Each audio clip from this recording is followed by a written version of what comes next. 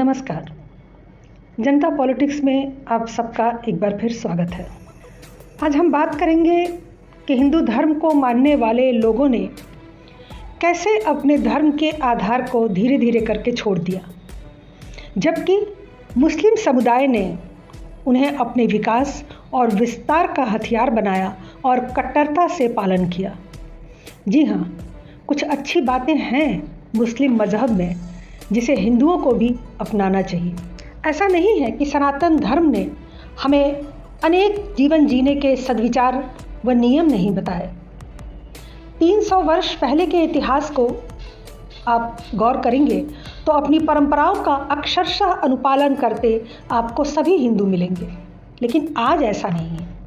सबसे पहला जो बिंदु है, जो तुलनात्मक अध्ययन है, वो है पूजा, आराधना और नमाज। आज सभी सनातनी विद्वान और वक्ता हिंदुओं से अपील करते हैं। कोई कहता है नियमित नहीं तो साप्ताहिक ही चले जाइए, कोई कहता है विशेष अवसरों पर अवश्य ही चले जाइए। मतलब ये कि हिंदुओं को मंदिर जाने के लिए कहना पड़ रहा है। बहुत से लोग कहते हैं कि हिंदू के लिए मंदिर जाना बिल्कुल अनिवार्य नहीं है। मन चंगा तो कठौती में गंगा, पवित्र मन से जहाँ प्रार्थना कर लें वही ईश्वर है। छुट्टी के दिन मंदिर घुमाएं या व्रत वाले दिन चले जाएं। इस तरह के सैकड़ों सलाह हर जगह आपको मिल जाएंगे, लेकिन ये सारी बातें हमारे वेद, पुराणों या अन्य धार्मिक पुस्तकों में कहीं नहीं लिखी हैं। ये हिंदुओं ने अपने धर्म का त्याग किया है, अपनी संस्कृति और सनातन को पीछे छोड़कर अंग्रेजी सभ्यता और धन लोलुपता के चक्कर में ऐसे सभी नियमों को किनारे कर दिया जो उनके आत्मिक और मानसिक विकास के लिए अत्यंत आवश्यक थे। आप यदि पूरे देश के मंदिरों की गणना करें तो अधिकतम 20 से 25 लाख हिंदू प्रतिदिन मंदिरों में जाते हैं। आप 30 लाख मान लीजिए, तो 100 करोड़ में 30 लाख कितने हुए? 0.3%। मतलब 1% हिंदू भी प्रतिदिन मंदिर नहीं जाते। सोचिए आप कहाँ हैं? जहाँ से आत्मबल मिलता है वह जगह तो आपने छोड़ दी, धर्म का नाश किया सो अलग। इसके ठीक उलट मुस्लिम समुदाय बिना मस्जिदों में जाए रह ही नहीं सकता। 7 साल के बच्चे से लेकर 90 साल के बुजुर्ग तक सभी मस्जिद जाते हैं। अगर बहुत अधिक व्यस्तता हो तो कम से कम शुक्रवार को अर्थात जुमे के दिन नमाज मस्जिदों में ज़रूर पढ़ते हैं। तो अगर आप सप्ताह में एक दिन भी मान लें तो लगभग 11 करोड़ मुस्लिम मस्जिद जाते हैं प्रति सप्ताह, जबकि एक सप्ताह में कुल 2 से 2.5 करोड़ हिंदू मंदिर जाते हैं। तो जो अंतर 11 करोड़ और 2 करोड़ के बीच में है, वही अंतर तो मस्जिदों और मंदिरों के बीच में होगा या होना चाहिए। आपके गली मोहल्ले में हर दिन नई मस्जिदें बन रही हैं, फिर भी जगह कम पड़ जा रही है, तो सड़कों पर नमाज अदा हो रही है। और इधर आपके गांव या मोहल्लों में स्थित मंदिरों के प्रांगण में कुत्ते और छुट्टा पशु घूम रहे हैं, गंदगी कर रहे हैं, साफ सफाई का अभाव है। केवल प्रतिष्ठित और बड़े मंदिरों में जहां हजारों की भीड़ रोज पहुंचती है, वहां साफ सफाई और व्यवस्था देखने को मिलती है। हमारे यहाँ मंदिर ज़्यादा हो गए हैं, भक्त या दर्शनार्थी कम हैं। उनके यहाँ मस्जिद कम पड़ रहे हैं क्योंकि हर मुसलमान अपने मज़हब के नियम को कट्टरता से फॉलो करता है। उनके यहाँ 5 वक्त की नमाज अदा होती है, और हम अगर 2 अगरबत्ती सुबह शाम जला लें तो बड़े वाले पुजारी हो जाते हैं। घर की पूजा और मंदिर की पूजा में क्या अंतर होता है, मंदिर जाने का क्या लाभ व महत्व होता है, यह सभी को जानना चाहिए और इसे अपनी आदत बनानी चाहिए, जो आदत हिंदुओं में अब नहीं रह गई। दूसरा जो बिंदु है वो है दान दक्षिणा और जकात। जो हमारे लिए दान दक्षिणा है वही मुस्लिमों में उसे जकात कहते हैं। मुस्लिमों में जकात का नियम है जिसके तहत अपनी कुल आय का 2.5% हिस्सा जकात या दान के रूप में अपने गरीब रिश्तेदारों, पड़ोसियों, यतीमों या मदरसों में दिया जाता है।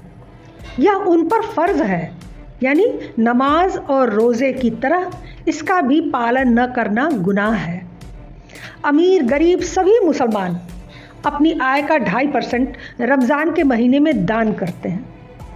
इस वजह से आप देखते होंगे कि ईद के मौके पर कभी कोई मुस्लिम, गरीब से गरीब मुस्लिम भी कभी पुराने कपड़े नहीं पहनता। चप्पल से लेकर अंगोछा तक सब नया पहनता है।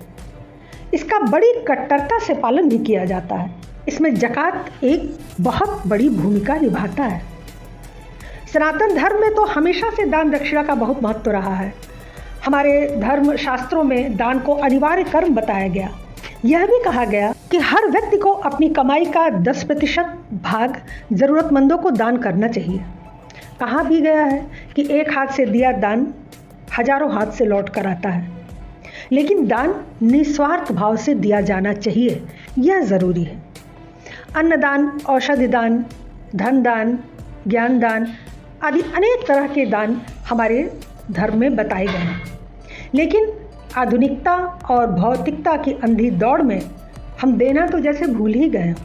यहाँ तक कि पूजा पाठ या शुभ कार्यों के समापन पर पंडित जी को दक्षिणा देने में भी हम तू मैं करने लगते हैं। भले ही 25 लाख में शादी की हो, लेकिन पंडित जी को 5100 या 11,000 देने में सब लुट जाता है हमारा। अमीरों के हाथों भोज के दौरान लाखों का भोजन बर्बाद होता है, लेकिन 200-400 गरीब लोगों को भोजन कराना हमें बेकार का काम लगता है। अधिकांश लोग तो यह कहेंगे कि दान किसे दें, कोई सुपात्र मिलता ही नहीं। आप सुपात्र क्यों ढूंढते हैं? इसलिए कि आपको लगता है कि वह दान आपको पुण्य दे, मोक्ष दे, आपके कष्ट हरे। तो बेहतर है कि आप दान करें ही नहीं, क्योंकि इतना हिसाब किताब लगाकर दान नहीं किया जाता है। यह तो मन की भावना है, इच्छा है, अपनी खुशी है, आपने बस दे दिया।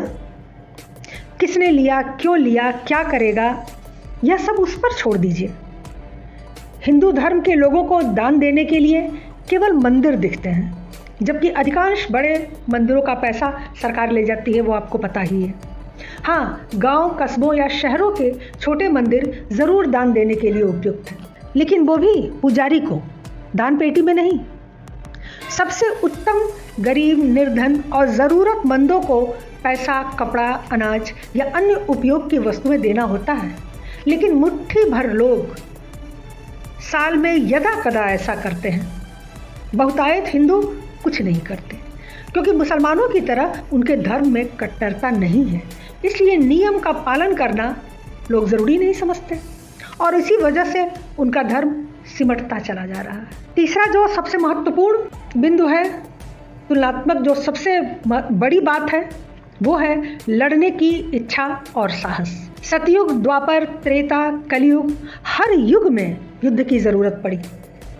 युद्ध परम धर्म है।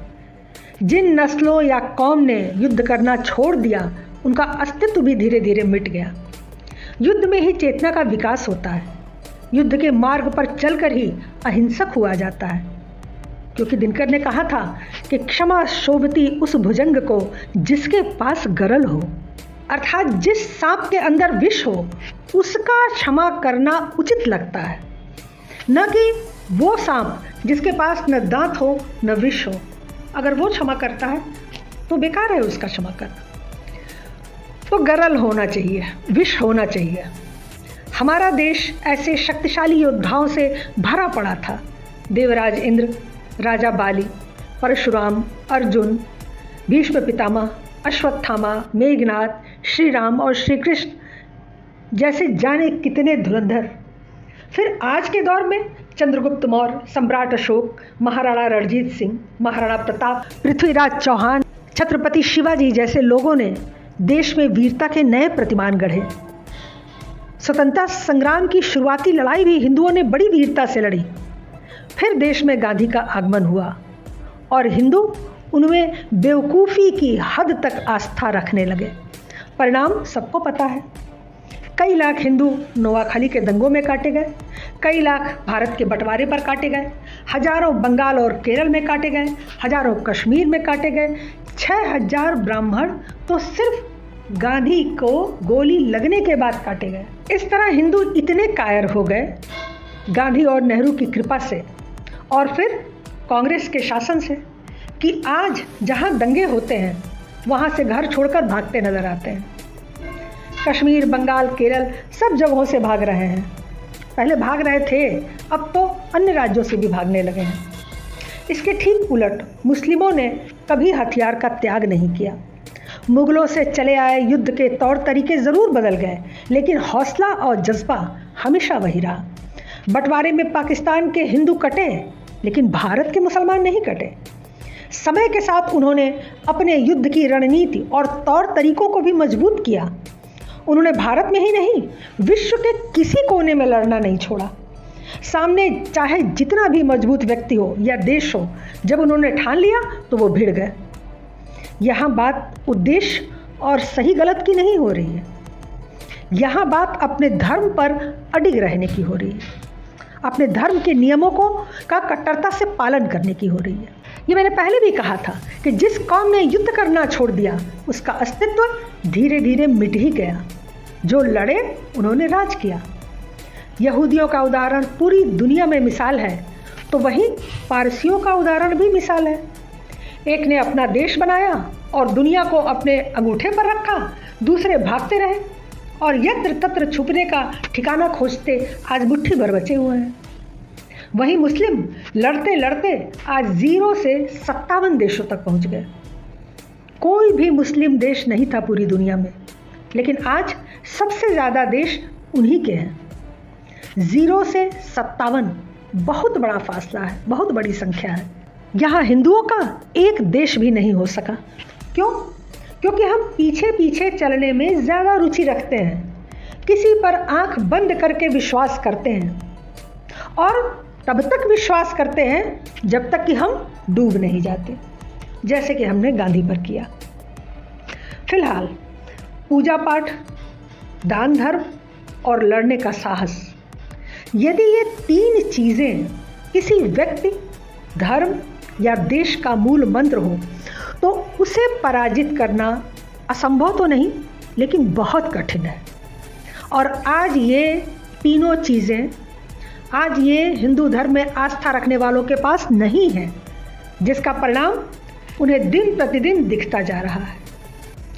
उम्मीद है हिंदू अपनी स्वार्थी प्रवृत्ति और कंफर्ट जोन से बाहर आकर इस पर विचार करेंगे और कुछ नहीं तो दुनिया के मुस्लिमों से सीखेंगे कि कैसे धर्म का प्रचार प्रसार करके खुद को संगठित किया जाता है और राष्ट्र निर्माण किया जाता है। आशा है आपको ये तुलनात्मक अध्ययन पसंद आया होगा। आज के लिए बस इतना ही। हमारे चैनल को सब्सक्राइब करें, लाइक करें और सभी प्लेटफॉर्म पर शेयर करें। अपने विचार हमें कमेंट बॉक्स में ज़रूर लिखा करें, उससे हमारा मनोबल बढ़ता है और हमें आगे कुछ और नया बनाने के लिए उत्साह और हिम्मत भी मिलता है। तो ठीक है, चलते हैं। धन्यवाद, नमस्कार।